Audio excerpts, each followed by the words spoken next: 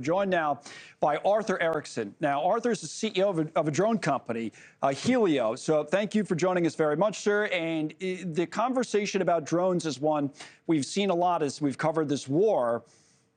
Strikes me that it seems like a relatively efficient and cheap way for either side to make advances, in particular what we've seen from Hamas. How has the technology advanced to make that a possibility in recent years?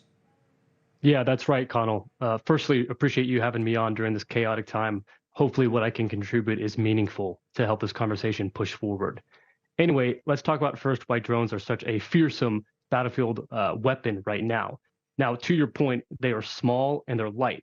So often they're undetectable. Literally, they fly underneath radar. They're hard to see visually. They're hard to see with radar systems, with all sorts of sensor systems that we traditionally use for traditional aircraft or helicopters or airplanes. So these things are small, nearly undetectable, meaning they could be used for sneak attacks.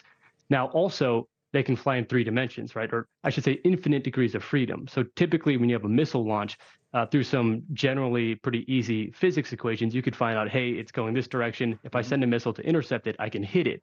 Now, drones, as you know, could stop on a dime and change direction. So that makes it extremely difficult, even if you can see them, to understand where they're going to go, predict where they're going to go, and then stop them. And most importantly, you touch on this too, but they're cheap and they're really easy to use. So instead of a $50,000 missile system, a drone with a small 2 or 3 kilogram payload could be flown like you'd play a video game on your phone. Right. So that you have these young people that are uneducated, not technical. They pick up their phone and they basically have a guided missile right there in the palm of their hands for $500, not 50,000.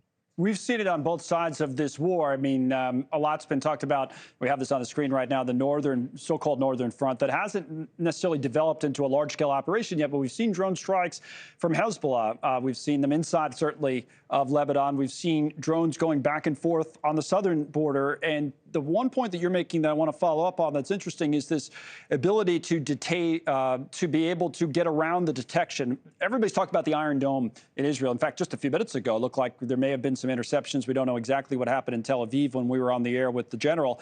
But the Iron Dome is able to do just what you said. You get the calculations of the missiles going up. They can fire the interceptor within seconds and intercept a rocket from Hamas, whoever fires it. With the drone, and I guess this happened last Saturday, that is not possible, right? Or it's much more difficult to do. It's much more difficult. I mean, you have to understand this Iron Dome is amazing technology, but it is designed for missiles. Drones are a completely new wrench thrown in the system. Different kinematics, different equations. So very hard to intercept. What's next in all of this, and what's your company involved in, if anything, on this front? Is the combat drone business, for lack of a better term, something that has become more and more of a business for manufacturers like you, as a final point? Sure, of course. For all the reasons we just mentioned, drones are very effective weapons on the modern battlefield. Now, I think leadership matters. So at our company, we're focused on delivering primarily drones for the agricultural use case, helping farmers grow food.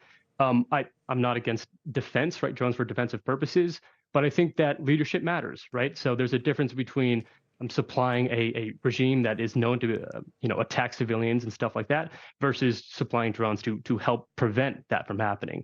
And I think we should be very careful what companies we decide to support, right? So, for example, cars. Henry Ford brought cars into the modern era, right? About 100 years ago. Cars are great, but they can also be used for bad things. So if Ford today said, hey, we're going to sell a bunch of drones to support Kim Jong-un's regime, we would all think, hey, that's actually probably not a good idea, right?